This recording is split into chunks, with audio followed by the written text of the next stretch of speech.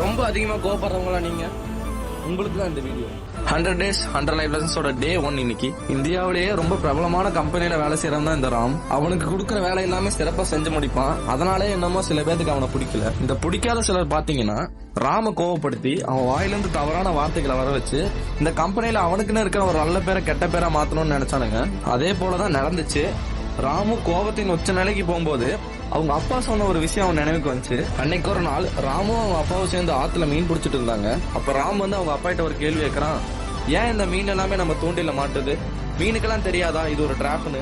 அதுக்கு அவர் சிரிச்சுட்டே பதில் சொல்றாரு, எல்லா மீனுமே எல்லாம் நம்ம கிட்ட சிக்காது, எந்த மீன் தன்னோட வாயை திறக்குதோ அந்த மீன் தான் சிக்கும். இதை யோசிச்ச ராம் அந்த நேரத்துல ரொம்ப கோபமாவே இருந்தாலும் நிதானமா அந்த இடத்த விட்டு வந்துட்டான். இது எல்லாத்தையுமே பார்த்துட்டு இருந்த அவனோட பாஸ் யாருக்கெல்லாம் இவனை பிடிக்கலையா அவங்க முன்னாடியே அவங்க ஒரு ப்ரொமோஷன் கொடுத்தாரு. நம்மளோட வாழ்க்கையிலுமே இந்த மாதிரி கோபங்கள் வரும் தான். அந்த மாதிரி நேரத்துல நம்ம வார்த்தைகளை விடாம அமைதியா இருக்கிறதும் ஒரு வெற்றி தான்.